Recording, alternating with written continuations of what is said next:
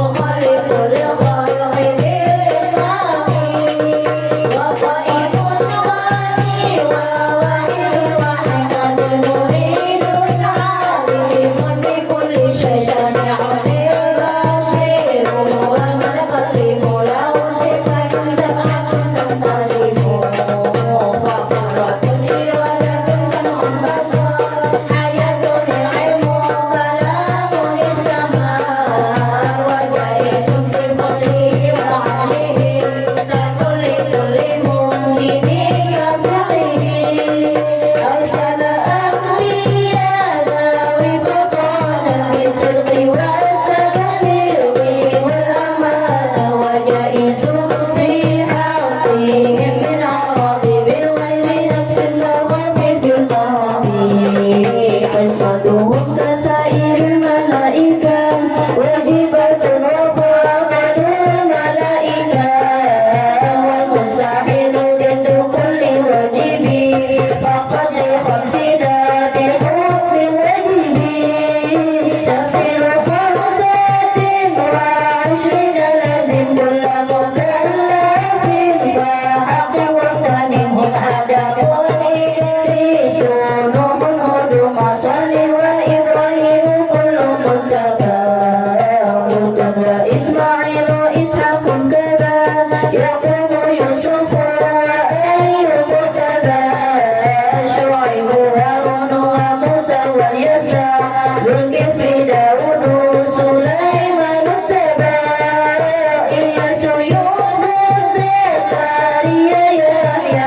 wa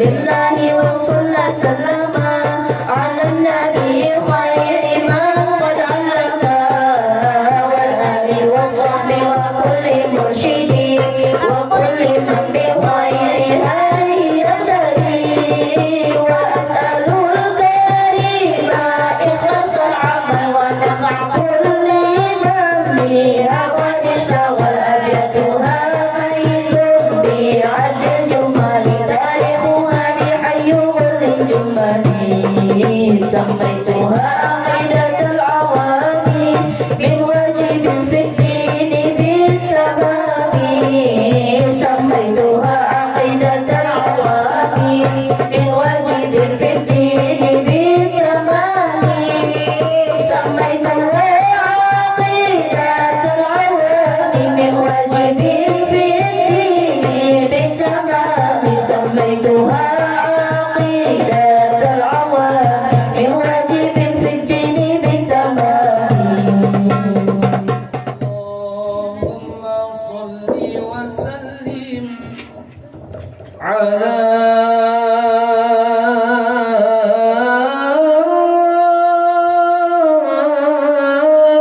سيدنا محمد اللهم صل وسلم عليه وعلى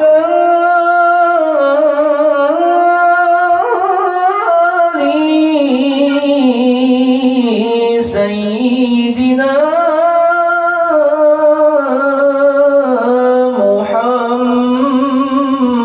محمد اللهم صل وسلم عليه قمرون قمرون سيدنا النبي قمرون وجميل وجميل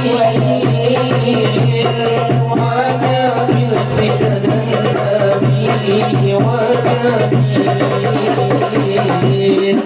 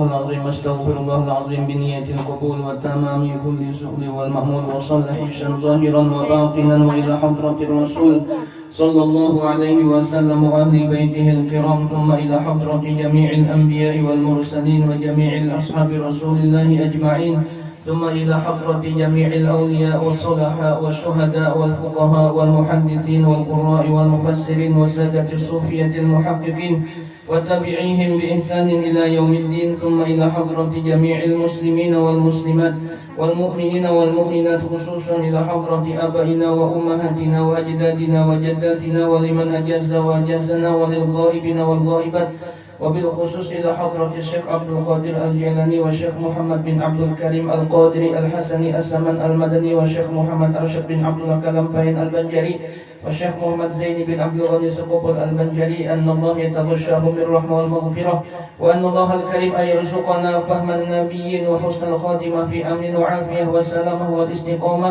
وللنبيين كمال المتابعة وأن الله يوسع رزاقنا ويطول عمرنا ويصحي أجسادنا وأن الله الكريم أن يرزقنا علوما لدنيا بسر النبي وبسر هؤلاء وبسر سورة الفاتحة. أعوذ بالله من الشيطان الرجيم. بسم الله الرحمن الرحيم.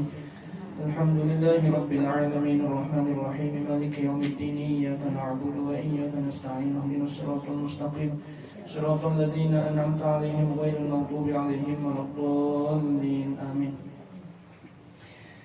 بسم الله الرحمن الرحيم.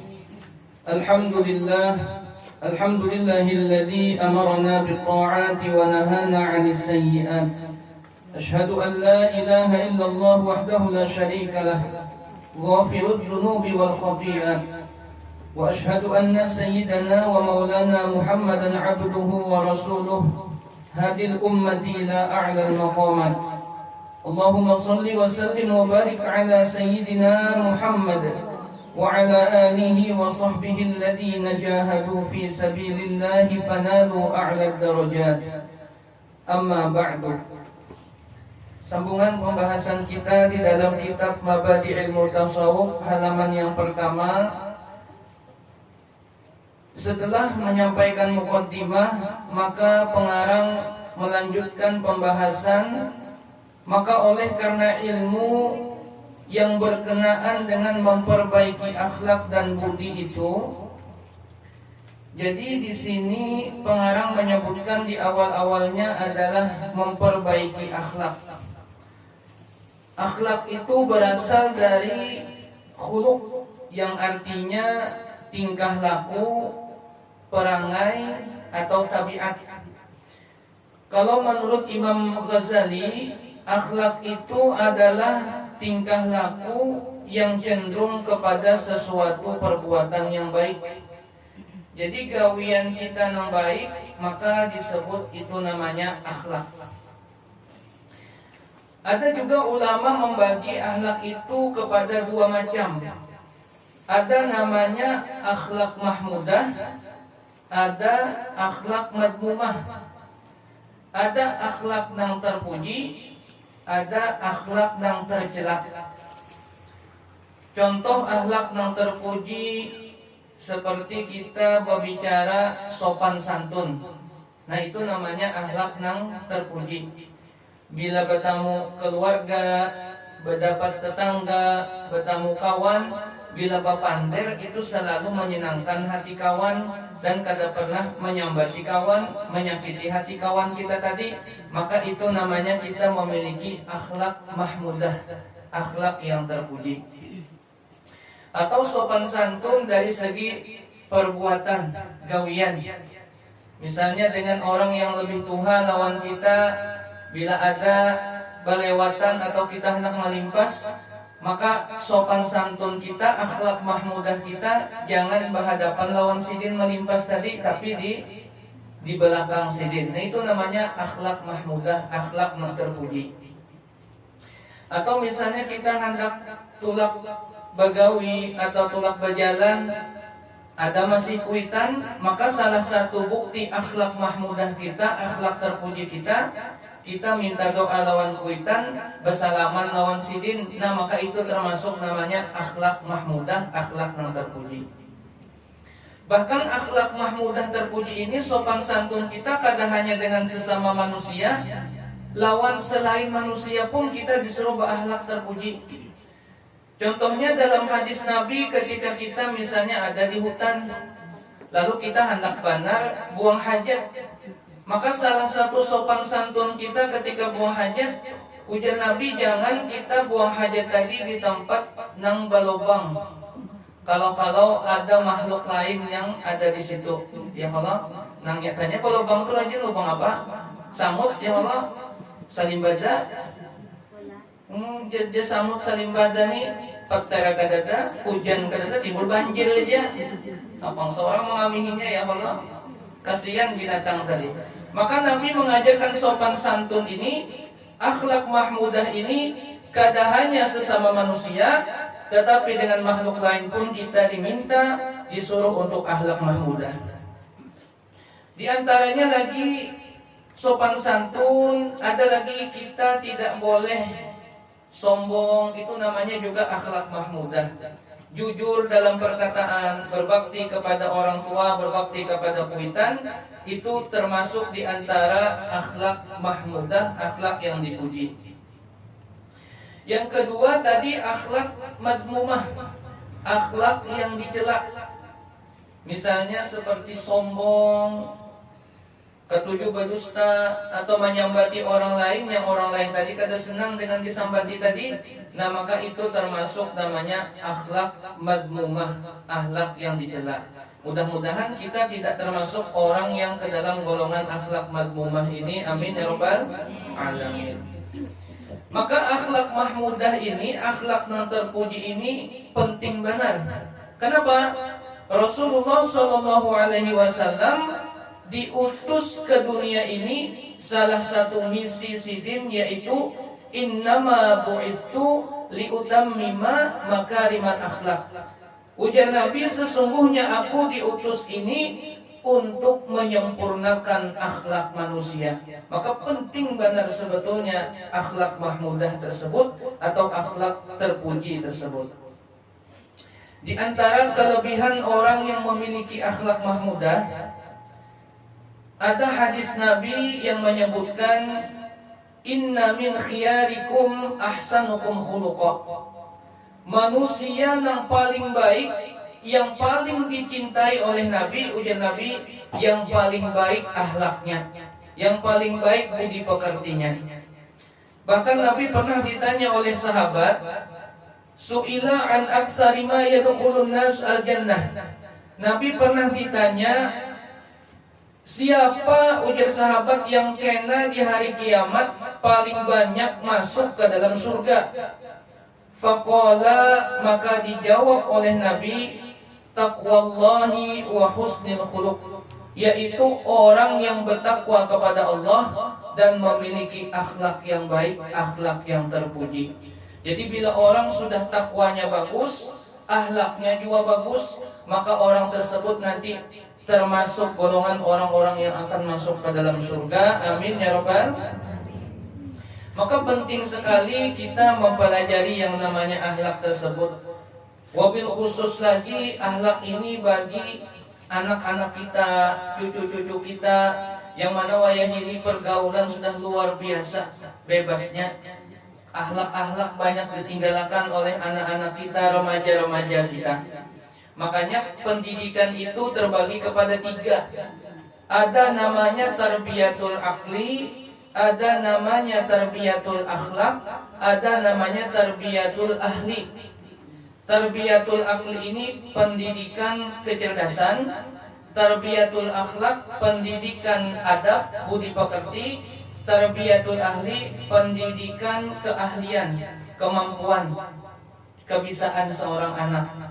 Kadang-kadang anak ini cerdas, pintar, tapi tarbiyatul akhlaknya kada. Kata piba akhlak, kata piba adab lawan orang Tuhan. Ada juga yang kada tapi pintar, tapi akhlaknya bagus. Ada juga yang kada tapi pintar, kada tapi berakhlak, tapi misi keahlian hebat inya. Misalnya bisa main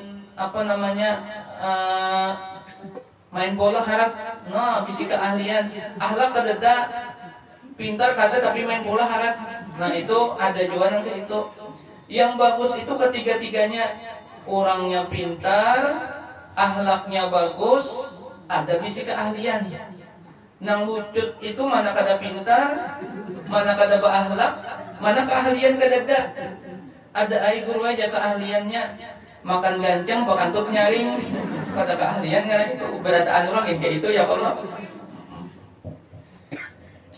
Maka penting benar akhlak ini khususnya bagi remaja-remaja, bagi generasi muda.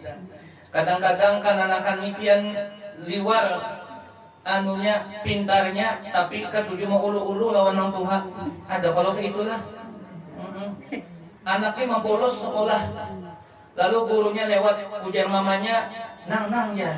Tuh gurunya lewat besilit nyawa sekolah kalau aturannya pian main nang besilit dan anak. Kenapa aja nang mama? Tadi ulun beralasan ulun ke sekolah pian meninggal aja.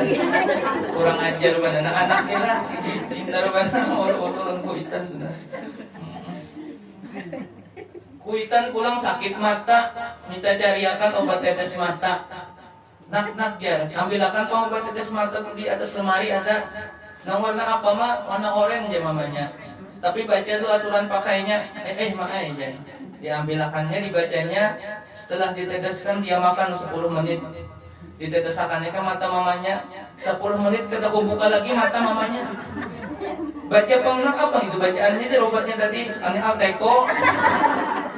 Kurang ajar pada anak itu kalinya lah. Maka penting benar pelajaran akhlak dasar anak tadi supaya anak kita mana cerdas, mana berakhlak, budi pekertinya kada mau ulu-ulu lawan Tuhan. Di sekolahan gini pian kenanakan ini wahya mau ulu-ulu juga. Disuruh menggambar, digambarnya gambar sapi makan rumput, ujar guru, mana gambar ikam nang? Ini pangguru aja kesannya. Sapi makan rumput, mana gambarnya kadada. Umbah rumputnya dimakan sapi, sapinya buka. Jadi gambarnya kadada. Ini ujar juga aja kan guru ini kadada gambarnya. Umbah rumput dimakan sapi, sapinya buka. Jadi kan ada gambar lagi di kertas tadi. Ikam parang siko menggambar ngapang ini? Ulun guru menggambar keindahan ya. Mana gambarnya dulu, saking indahnya kata kau ulun lukiskan. Terus sama ya kata gambarnya juga ya Allah. Nah, pangbai gua inilah macam-macam.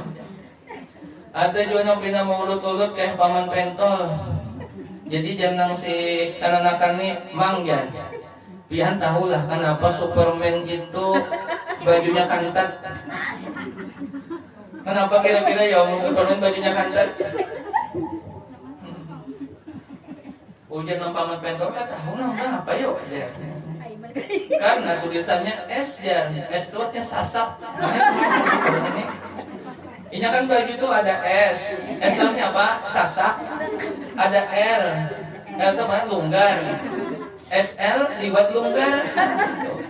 Itu makanya ada ciri-ciri kayak itu. Nah jadi penting sekali kita tarbiyatun, pendidikan akhlak terhadap seorang anak. Anak tadi kada tapi cerdas, kada tapi bisi keahlian, tapi akhlaknya bagus, itu lebih baik dibandingkan anak cerdas, keahliannya ada tapi akhlaknya tidak ada. Maka dalam kitab ini Darjar Pengarang berkenaan dengan memperbaiki akhlak dan budi pekerti. Jadi kitab ini nanti ke depannya kita akan membahas lebih banyak kepada tasawuf zahir yang memperbaiki akhlak dan budi pekerti. Dan dia adalah satu-satunya ilmu yang fardu ain yang dipelajari.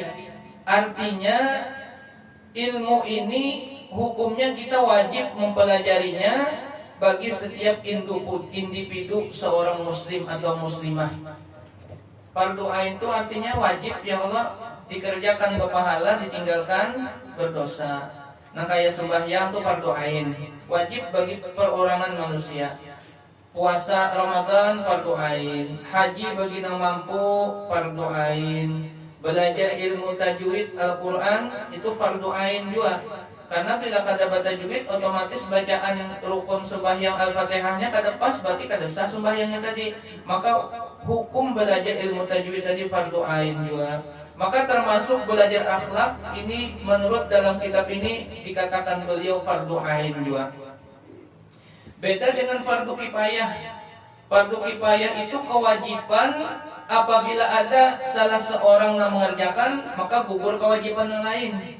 Nah kayak sembahyang jenazah itu dalam sakampungan ada orang meninggal maka sebagian aja nang empat sembahyang nang lain kada empat berdosa menggugurkan kewajiban yang lain.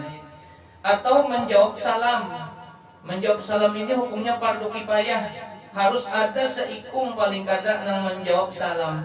Bila ada orang assalamualaikum maka fardu kifayah seikung atau berdua menjawab salam tadi menggugurkan dosa yang lainnya. Nang bagus berataan pang jawab salam ya Allah. Karena dalam salam ini ada 3 doa. Assalamualaikum keselamatan, warahmatullahi rahmat dari Allah, wabarakatuh keberkahan dari Allah Subhanahu wa taala. Jadi dalam kitab ini disebutkan memperbaiki akhlak dan budi pekerti itu salah satunya ilmu yang fardu ain dipelajari. Sedangkan kitab pelajaran yang membicarakan tentang itu masih belum ada yang agak ringkas untuk makom mubtadi. Mubtadi ini artinya pemula. Maka saya usahakanlah menyusun risalah yang kecil ini. Yang terbanyak saya ambil dari kitab Bidayatul Hidayah. Nah, Bidayatul Hidayah ini karangan Imam Ghazali. Artinya pertama kali petunjuk bagi pemula. Nah, seperti itu. Bidayatul Hidayah karangan Imam Ghazali rahimahullah. Imam Ghazali ini nama lengkap beliau Muhammad bin Muhammad Al-Ghazali At-Tusi Asy-Syafi'i. At-Tusi itu nama daerah di Baghdad. Asy-Syafi'i ini karena beliau mengikut madhab Imam Syafi'i. Beliau lahir tahun 450 Hijriah. Wafatnya tahun 505 Hijriah. Berarti berapa umur sini itulah? Lahir 405, wafat 505. Lahir 450, wafat 505. Berapa umur sini? Ayo yang berdagang nih, nang tujuh jualan nih. 450 lahir, meninggalnya 505. Berapa umur Sidin? 50.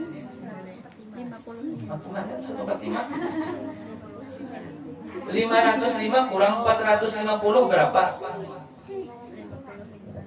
Berapa? 55 tahun aja Sidin. Ketuaan namun 150. 505 dikurang 450, 55 tahun. Yalah. Kurang lebih 55 tahun umur Sidin, tapi menjadi ulama besar. Mujaddiduddin abad kelima, bergelar dengan Hujjatul Islam. Salah satu karya Sidin yang paling terkenal adalah Ihya Ulumuddin. Kitab Ihya Ulumuddin ya, menggabung antara fikih, tauhid dan tasawuf dalam kitab itu. Itu yang paling terkenal. Kenapa beliau menjadi seorang ulama besar? Ada sejarahnya. Jadi Imam Ghazali ini bisi abah namanya Muhammad. Muhammad ini tukang jahit baju. Kalau kita wayah inilah bahasa kita aja nyaman. Kalau bahar itu kain wol tuh nah. Kulit binatang diolah kain gitu. Penjahit baju gawean Sidin. Tapi Sidin ini ketujuh benar menghadiri majelis ta'lim, ketujuh benar menghadiri majelis-majelis ilmu. Bila ada pengajian di mana tuh laki Sidin, itu gawean Sidin. Tapi dalam keadaan itu, setiap kali mendengarkan majelis ta'lim tadi, Sidin selalu berdoa, mudah-mudahan anak Sidin karena menjadi orang alim. Sidin bisi anak dua, yang satu Ahmad, yang satu Muhammad. Nang jadi Imam Ghazali ini Muhammad bin Muhammad Al-Ghazali. Maka dengan berkah Sidin tadi menghadiri majelis ilmu, menghadiri majelis ta'lim, Allah kabulkan doa Sidin. Lalu Sidin bisi anak namanya Muhammad Al-Ghazali, nang mana kealiman beliau ini termasuk Mujaddiduddin. 100 tahun hanya ada nang sama Sidin alimnya. Nah, abad kelima. Karena Allah Ta'ala mengirim setiap 100 tahun itu karena ada yang lahir menjadi mujaddid, namanya memperbaharui agama, atau nang kealimannya tadi luar biasa. 100 tahun hanya pulang lahir. Kalau di kayak kita sini kan abah urus sekumpul itu kan luar biasa kealiman sidin lah, karismatiknya sidin. Nah karena 100 tahun akan datang ada pulang yang lahir yang kayak itu. Nah mungkin seperti itu. Jadi 100 tahun kemudian ada pulang yang akan menjadi mujaddiduddin selain daripada Imam Ghazali tadi. Tapi pada abad kelima itu yang menjadi mujaddiduddinnya yang paling alim sedunia itu adalah Imam Al-Ghazali yang dikenal dengan Hujjatul Islam, menulis karya kitab Ihya Ulumuddin. Kenapa demikian? Karena salah satu sebabnya orang tua beliau sering menghadiri majelis ta'lim, sering menghadiri majelis ilmu, lalu di tempat itu sidin berdoa supaya anak sidin tadi menjadi anak yang alim. Makanya pian kita berataannya hadir di sini, kita berdoa sambil misalnya kita di majelis ilmu, kita berdoa kesan anak, ya Allah mudah-mudahan anak ulun kena jadi alim juga, paham lawan agama, jadi anak yang soleh dan solehan. Maka dengan berkat hadirnya kita di majelis tadi, Allah Subhanahu wa Ta'ala kabulkan doa kita, maka anak kita insya Allah nanti menjadi anak yang alim, menjadi anak yang soleh dan solehah. Amin ya Rabbal Alamin. Pendahuluan, barunya kita sambung lagi. Karangan Imam Ghazali rahimahullah sebagai terjemah yang diringkaskan. Jadi Bidayatul Hidayah ini salah satu karya sidin juga. Jika ia benar, maka adalah semata-mata taufik dari Tuhan. Nah sidin ini mengakui, ujar sidin bila benar ini, sebaratan ini berasal dari Allah. Dan jika terdapat kesalahan, adalah dari kekeliruan saya sendiri. Harapan saya kepada yang berpengetahuan agar memberikan teguran dan menunjukkan kepada yang benar. Nah ini salah satu adab ulama. Beliau kadang menunjukkan paling bagus buku sidin ini, paling bagus kitab sidin ini. Tapi ujar sidin semata-mata ini karena taufik dari Allah, petunjuk dari Allah. Bila ada kesalahan itu semata-mata dari kurangnya ilmu pengetahuan. Pendahuluan, sebelum kita membicarakan tentang apa yang dimaksud dalam risalah yang kecil ini, terlebih dahulu dikemukakan tentang niat dan tujuan menuntut ilmu. Maksud yang kita lakukan dalam belajar pengetahuan itu adalah menunaikan perintah Allah dan Rasulullah.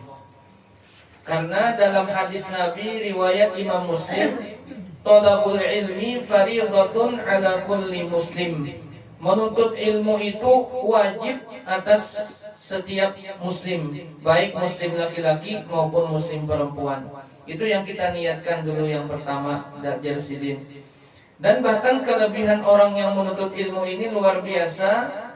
Dalam hadis Nabi disebutkan, man salaka tariqan yatlubu biha ilman sahalallahu lahu tariqan ilal jannah. Barang siapa menuju kepada suatu tempat dengan niat menuntut ilmu, maka Allah Ta'ala memudahkan orang tersebut masuk ke dalam surga. Mudah-mudahan kita-kita yang hadir di sini dengan berkah kita menuntut ilmu, kita sabarataan dimudahkan oleh Allah nantinya masuk ke dalam surga. Amin ya Rabbal Alamin. Firman Allah, fas'alu ahlad dzikri in kuntum la ta'lamun. Ini surah Al-Anbiya. Bertanyalah kamu akan orang yang ahli pengetahuan jika kamu tidak tahu. Sabda Nabi, thalabul ilmi fariidatun ala kulli muslim. Menuntut ilmu itu wajib atas tiap-tiap orang Islam. Dan juga tujuan menuntut ilmu itu supaya diamalkan serta mengharap keridhaan Tuhan. Karena tidak dapat tiap-tiap orang mengerjakan perintah agama atau meninggalkan larangannya jika tidak berpengetahuan. Dan janganlah bertujuan dalam menuntut ilmu itu untuk mencari kemuliaan dan ketinggian di sisi manusia, atau supaya dihormati oleh orang lain, atau karena hendak mencari kekayaan dan lain-lain tujuan keduniaan. Maka yang demikian termasuk orang yang merusak agama serta merugikan diri sendiri. Dia menjual keberuntungan akhirat yang amat mahal harganya dengan mengambil manfaat dunia yang sangat sedikit nilainya. Oleh itu hendaklah diperhatikan dan dibetulkan niat menuntut ilmu pengetahuan itu, yaitu semata-mata karena Allah dan mengharap keridhoannya, dan supaya menjadi petunjuk kepada jalan takwa, yang maksudnya mengerjakan segala perintah dan menjauhi segala larangannya, baik pun zahir atau batin. Maka yang saya maksud dalam mengisi risalah ini untuk membicarakan tentang takwa kepada Allah, mengerjakan taat zahir dan taat batin, meninggalkan maksiat zahir dan maksiat batin. Tidak lain yang saya harapkan, moga-moga Allah memberikan petunjuk kepada jalan yang benar dan diridhoinya. Amin ya rabbal alamin. Nah, jadi pada intinya di awal ini beliau menyatakan pertama kali dalam kita menuntut ilmu itu adalah niat. Karena innamal a'malu binniyat, sesungguhnya amal itu, perbuatan kita itu adalah beserta niat kita. Apa yang kita niatkan? Kalau niat kita hadir di majelis ilmu tadi untuk dunia, maka dunia kita dapat, tapi pahala akhirat tidak kita dapat. Tapi kalau kita niatkan hadir di majelis ilmu itu untuk akhirat, untuk pahala, maka dunia kita dapat, akhirat juga kita dapat. Contoh, mungkin ada yang hadir di sini niatnya untuk silaturahim. Maka apa? Berarti sidin tadi dapat pahala silaturahim. Dalam hadis Nabi, man sarrahu ayyubsata lahu fi rizqihi wa ayyunsa'alahu fi atharihi falyasil rahimah. Orang yang hendak dipanjangkan umurnya, hendak diluaskan rizkinya, maka perbanyaklah bersilaturahim. Mungkin juga ada yang hadir di majelis ilmu itu niatnya hendak menagih hutang. Adakah hendak menagih hutang niatnya 60 kumpulan aja ada kan hutang lawan seorang pas banani waktunya jalan. Itu niatnya niat dunia kah niat akhirat kah? Niat dunia kau menagih hutang tapi pahala akhirat kada dapat. Tapi kalau niatnya untuk akhirat, niatnya karena menghadiri majelis ilmu supaya dimudahkan masuk ke surga, karena supaya dapat pahala silaturahim, pahala dapat, plus juga karena niatnya akhirat tak dapat. Nang hutang tadi lalu menagih hutang tak ada apa-apa juga, selajur melajur ya Allah, tapi dapat pahalanya tadi. Makanya ada lagu menyebutkan, barang siapa Allah tujuannya, maka dunia kan melayaninya. Namun siapa dunia tujuannya, niscaya kan letih dan pasti sengsara, diperbudak dunia sampai akhir masa. Sama-sama, astaghfirullah rabbal baraya, astaghfirullah minal khataya, astaghfirullah rabbal baraya, astaghfirullah minal khataya. Jadi barang siapa Allah tujuannya, maka dunia akan mendekatinya. Tapi barang siapa dunia tujuannya, niscaya akan letih dan pasti sengsara. Maka niat kita hadir majelis ilmu, niat kita beribadah kepada Allah Subhanahu wa taala tidak lain tidak bukan yaitu untuk mendapatkan ridho dari Allah. Karena ketika ridho Allah datang kepada kita, maka insya Allah dunia juga akan mendekati kita. Amin ya rabbal alamin. Mudah-mudahan Kita semua dipanjangkan umur, disehatkan badan, diluaskan rezeki, dihidupkan dan diwafatkan dalam beriman, dikabulkan segala hajat kita dunia dan akhirat, dihindarkan dari segala macam bala bencana, mara bahaya, haru-hara dan segala macam jenis virus dan penyakit. Dan mudah-mudahan dengan berkah adanya majelis ilmu di kampung kita, daerah kita menjadi daerah yang baldatun thayyibatun wa rabbun ghafur, dipenuhi dengan ketentraman, keberkahan, ketertiban, keamanan, ridha, rahmat dari Allah Subhanahu wa taala, dan kita dikumpulkan bersama Rasulullah sallallahu alaihi wasallam dalam surga. Amin ya rabbal alamin. Ala tilkan niyat bisirril Fatihah. A'udzu billahi minasyaitonir rajim. Bismillahirrahmanirrahim. Alhamdulillahi rabbil alamin. Ar-Rahmanir Rahim. Maliki yaumiddin. Iyyaka na'budu wa iyyaka nasta'in. Ihdinas siratal mustaqim. Siratal ladzina an'amta 'alaihim ghairil maghdubi 'alaihim waladdallin. Amin. Amin. Bismillahirrahmanirrahim. Alhamdulillahi rabbil alamin. Wassalatu wassalamu ala asyrafil anbiya'i wal mursalin. سيدنا ونبينا محمد وعلى آله وصحبه أجمعين. اللهم افتح لنا أبواب الخير وأبواب الرحمة وأبواب البركة وأبواب النعمة وأبواب القوة وأبواب الصحة وأبواب العافية. اللهم عافنا من كل بلاء الدنيا وبلاء الآخرة وشر الدنيا وشر الآخرة برحمتك يا أرحم الراحمين. ربنا آتنا في الدنيا حسنة وفي الآخرة حسنة وقنا عذاب النار. وصلى الله على سيدنا محمد وعلى آله وصحبه وسلم والحمد لله رب العالمين. سبحان الله والحمد لله.